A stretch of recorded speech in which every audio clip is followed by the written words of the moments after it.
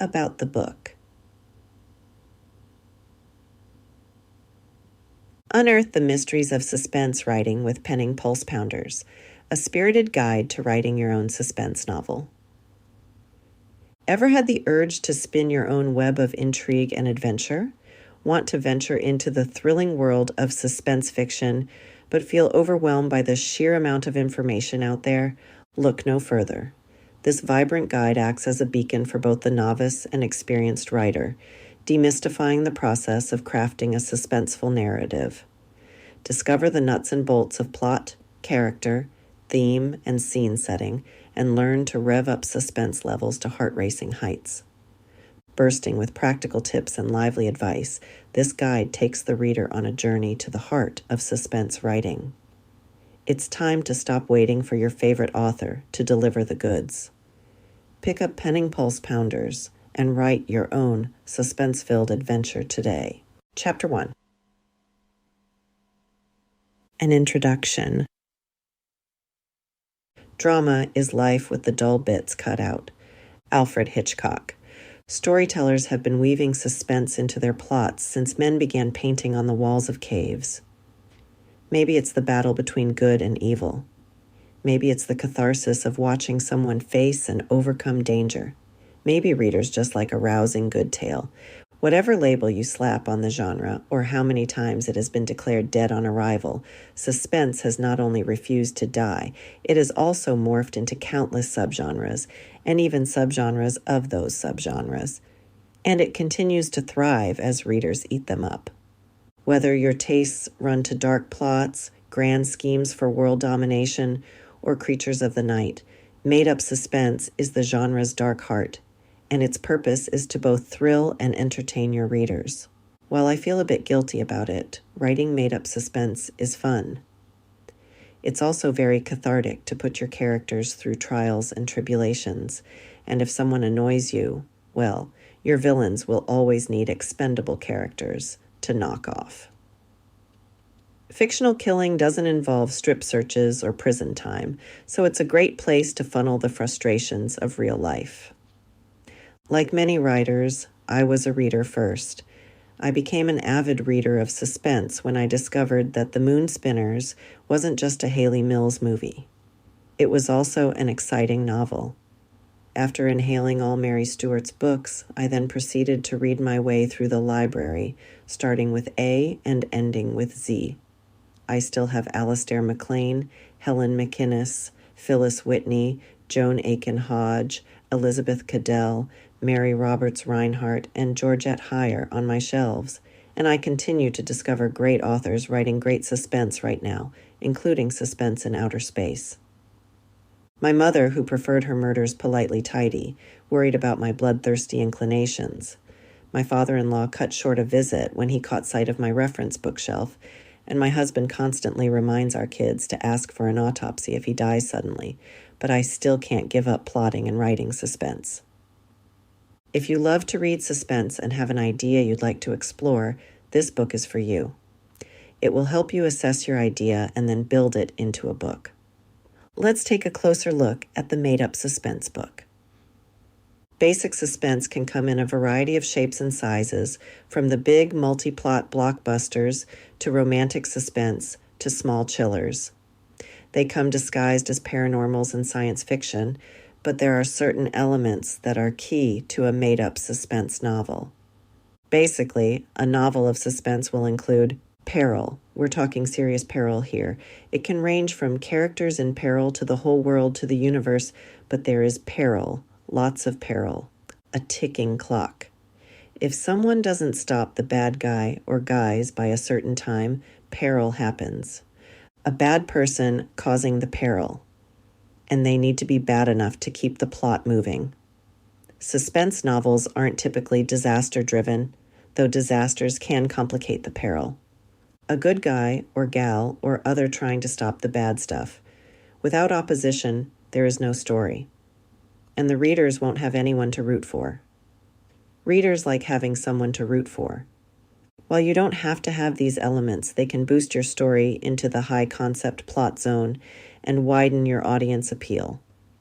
These are, it's original, It has wide audience appeal. It's specific without being generic. The potential is obvious. It can be condensed into a short pitch. This is a compilation of several definitions I've collected from all over the internet, and they are usually found on screenwriting sites. While it is helpful in doing a post-mortem on a completed project, it probably has limited use for actually planning high-concept suspense, except as a target to aim at. To this, I'd add these elements that a high-concept plot should, in my humble opinion, also have. The stakes should be higher and have a broader impact, such as a threat to a community, country, or beyond. The plot may be more action-oriented. It might walk the line or even cross over into action-adventure. The level of intensity is higher and there is a heightened sense of risk. The plot can either race forward, a good example is the TV show 24, or there is a steadily rising horror. Are you aiming to thrill or chill your reader? You will notice that I include mysteries in my suspense list. Not everyone does, even though suspense happens in mysteries. My novels tend to wobble between thriller and mystery, but basically a mystery is a puzzle that can have peril, while suspense has to have peril, even if it also has a puzzle to be solved. As an example, in my novel, Do Wah Diddy Die, there are several murders that need to be solved for the story to be resolved, but what pushes it past a simple mystery is that Lucy, my main character, also has threats against her life. There is peril and a puzzle. In The Last Enemy, the murderer is obvious from the beginning. There is no mystery to solve, just peril to overcome, danger to defeat. There is a high adventure aspect and an intensity to the action that pushes it into the thriller zone, but it lacks the wider societal risk of the high-concept thriller. In my Project Enterprise series, each group of my characters has puzzles and problems to solve. But there is a thread of peril to both time and space that connects the books and places them, at least on the border of high concept. My Big Uneasy series wanders over the line between cozy mystery and suspense. It lacks the intensity of thrillers. But New Orleans, where the books are set, tends to wander over lines all the time. Even if your novel isn't a high-concept thriller, a good suspense novel also has some of the same elements. The bad guys can be known or unknown. The stakes should be life and death, or a fate worse than death. Don't underestimate the importance of high stakes. The heroes and/or heroines and/or others have to have a personal stake in the outcome, and the stakes need to be equally high for both. You can't have one character risking their life, while the other is merely inconvenienced. A good suspense novel does not have to begin at the life or death moment, but events should move the plot and the characters steadily in a direction of increasing peril, deepening risk, and higher stakes at a pace right for your story. Note: thrill or chill. Readers pick up suspense novels because they like the thrill of danger or the chill sliding down their backs, a safe threat because they are securely at home. If you want to write suspense, you need to deliver on the thrills and/or chills without flinching. If you don't like to read suspense novels, if you can't put chum in the water and then catalog the sharks moving in for the kill, and then toss your characters in there to fight for their lives, then this isn't the genre for you. Okay, let's take a closer look at how we make all of our elements start to work for us. It shouldn't be a surprise that the basic elements in a suspense novel are the same as any novel you might sit down to write. They include these: an idea, a plot, characters, a theme, solid research, carefully crafted setting. Like the mystery novel, suspense relies heavily on a tightly constructed plot, but you can't neglect the other elements if you want to be read. Readers come for the action, but they stay for the characters. And you still have to start on page 1 and work your way to the end. Let's look at each of the elements and how we mesh them into a suspense novel. Chapter 2. An idea. The story is not in the plot, but in the telling. Ursula K. Le Guin, where do you get your ideas? That's probably the question that authors get asked the most. For purveyors of suspense, the variation would be, "How on earth did you come up with that?" Usually accompanied by a look that is half admiring, half horrified. For the high-concept writer, ideas are often ripped from the headlines, or from looking down the road to what could be in the headlines next week or next year. You need to be able to look at what's there, give it a spin, and imagine what could be, to stay ahead in this challenging variation on the genre. But headlines aren't the only places for ideas. Sometimes a scene can spark an idea. My husband and I went to this fundraiser at the zoo in New Orleans. It was at night, formal dress required at the zoo. Picture bright lights, women in gowns and men in tuxedos, with pools of deep, dark shadows and animal sounds all around. My first thought was, wow, this would be a great place to kill someone. I may have said it out loud. And that might have been when my husband started asking our kids for an autopsy. The scene ended up in Dangerous Dance, BTW. Ideas can start with characters, with an overheard fragment of conversation, with a death and act of blackmail. Almost anything can trigger an idea if you've got your suspense antenna out. You'll probably find each book develops from a different place if you continue to write suspense books. But each and every book needs to start with an idea that has lots of suspense potential. Ideas can simmer for a long time in your head, taking years to become whole books. They can come fast and furious. Others may come to you in unexpected ways. The Spy Who Kissed Me started while I was watching the first Gulf War on television. I found myself wondering what would happen if someone stole one of those smart bombs, or 3. Did you catch that? If you hear yourself asking what if, you're probably on the path to a story. The Last Enemy grew up out of a snippet of a nightmare and my first experiences in the online world. I was fascinated by the idea of how well you can know someone you've never met. How would that work for or against you if you were on the run from a killer? Out of Time was the result of a question that leads to another question. What would happen if a woman traveled back in time and messed up her family's history? What if she had to go back and fix it? The Key was the result of a character and too much time watching a show on television. I actually started writing it just to get it out of my head. I didn't write science fiction, so it wasn't a real story until I passed the 100-page mark and realized that Sarah, my main character, knew she had a story to tell and was determined I was going to write it down. It turned out to be a lot of story. And then it turned into my Project Enterprise series. No matter where your ideas come from, there are some questions you should be able to answer as you begin to construct a solid, satisfying suspense novel. Do I have enough peril to keep my characters in trouble through a whole novel? Is there enough at stake for my characters? Do I have to rely on natural disasters to sustain the conflict? You can complicate your characters' lives with natural events, upping the stakes, but they shouldn't be a crutch you throw in when you need something to happen. Dead bodies and bullets flying, however. When I was writing A Dangerous Dance, I realized I had a problem. In my original synopsis, Dorothy comes back to Louisiana because of an election. I realized this wasn't creating enough peril, so I threw in a murder, then upped the stakes by tossing in a ticking clock for the killer. Without giving too much away, this sent my story off in some interesting new directions, some that even surprised me. Is my peril logical and believable within the world I've created? It doesn't have to be real, but it does need to make sense within the confines of your book. Fictional suspense has gone in some interesting directions in the last few years. Heroes can be vampires, elves, or dragons, even gargoyles, and readers are eating them up because the authors make the reader believe in these strange, new realities. My books tend to be set in the real world, with some straying into alternate realities.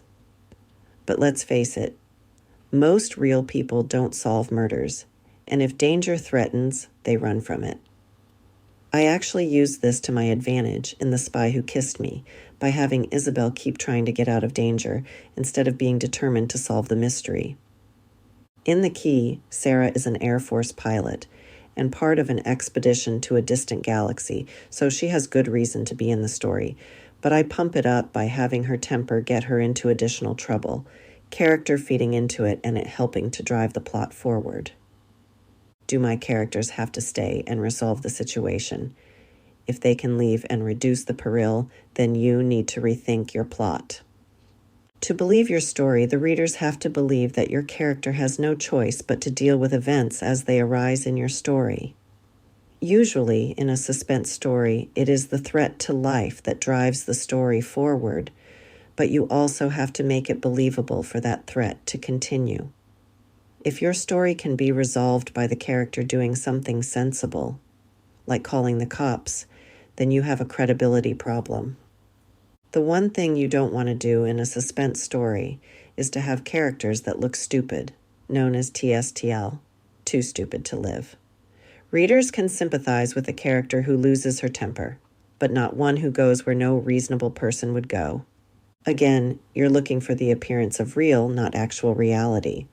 Real people often do terribly stupid things. Heroic characters don't get to go there without really good reasons. Is my peril imminent? You need a fast-ticking clock, not a calendar, when trying to ratchet up suspense. There is no suspense if your problem will come to a head in a few years. You want to put the pressure on your characters and keep it there.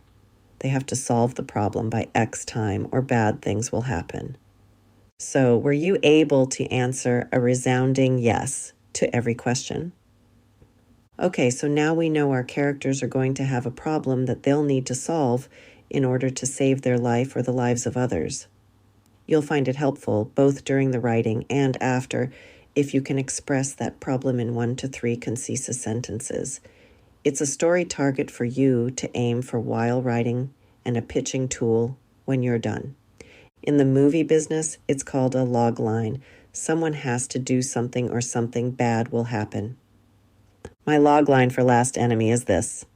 A witness on the run, a marshal on the hunt. They'll need to trust each other to avoid a hitman's crosshairs. Put quite simply, she's going to die if she doesn't do something to stop it. For Do-Wah Diddy Die, I went with this. A free spirit in search of answers. A by-the-book detective. It's hard to stay alive in the big easy. This was a hard log line to write until I figured out that Lucy just got in someone's way. Once I realized this, the story began to come easier. If you're blocked or stuck, sometimes just trying to write a log line can get you moving again. For The Key, I went with this. She's a stranded pilot. He's an alien castaway.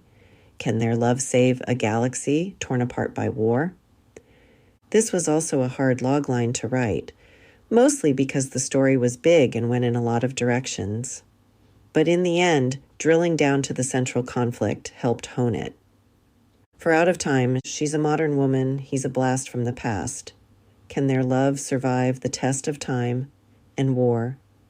This logline provides the reader with a hint about the time travel, the setting, and the romantic conflict. Taking a step back from the particular for the broad strokes, the essential problem in all of these stories is not getting killed.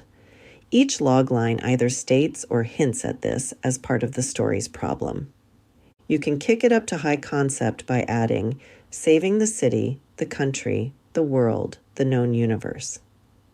It's also nice if your logline can reflect the personal stake, because your character has a personal stake, right?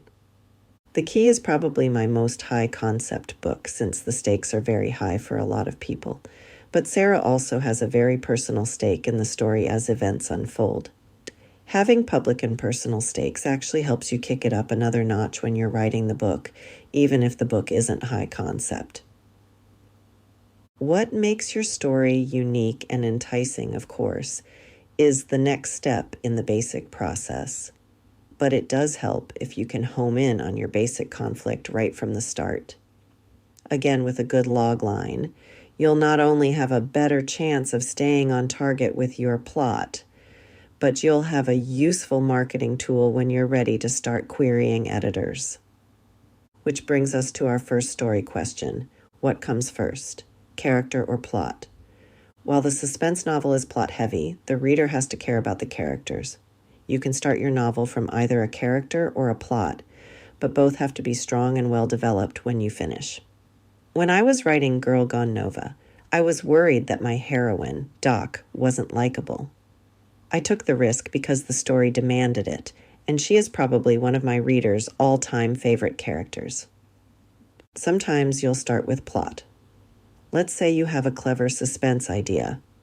You'll need characters to make it happen, which means you'll need to create the characters that would be found in your particular story. Who will people your plot in a believable way? And when I say believable, I don't mean in the real world. I mean in a way readers will believe. Remember the vampires, dragons, and elves I mentioned before? Readers will believe a lot if you do your job right. I like taking characters that are ordinary and get into trouble by being in the wrong place at the wrong time. They have to dig into themselves to overcome the danger. But I have written books where my characters actively seek out the danger. In Bite Me, Phoebe is a thief bent on revenge against the man who killed her sister. Out of Time features a character who thrives on risk-taking before she travels back in time. And, as I mentioned, Sarah of the Key is an Air Force pilot. Obviously, she has no problem with danger. The last two are still fish out of water stories, though, since Mel travels back to World War II and Sarah ends up in a distant galaxy. Clearly, I have an affinity for fish out of water tales, a taste that is reflected in my reading, too. As you begin to explore your own ideas, you'll probably find yourself drawn to particular ideas and themes. It's good to get to know yourself and what you like, if only to make sure you don't get stale.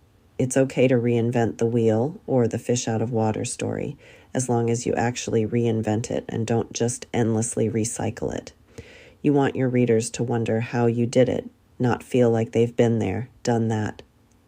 If your idea begins with a character or characters instead of a plot, then you need to figure out how to put them in peril. What is it about their life that will create the peril? And what is it about their character that will drive them to solve the problem and survive the peril? This was my problem when I began working on Missing You. I'd written stories for both of Luke's brothers, so with this book I had a character in search of a story. It helped that he was a homicide detective, but I also needed the plot to be large enough to bring his brothers into play, and they were both U.S. Marshals. And if that weren't enough, I had to find him a wife. That meant she had to seem wrong for him at first, or at least there had to be uncertainty. But in the end, she had to be perfect for him. I gave Amelia amnesia, mostly because I wanted to. What Amelia does remember does not give either of them much comfort. Again, those public and private stakes in the outcome help drive the conflict and the action. They also help create story questions you have to answer. These naturally keep the story moving forward if you've done the right work for your novel. I love stories that come with both a trigger and a character. The Last Enemy was like that, and it just flowed out and onto the page. So was The Key. But whether a book comes easy or hard, what I drive toward with all my books is that moment when the characters spring to life and begin to help me tell their story. We'll pick up character creation after we deal with plot.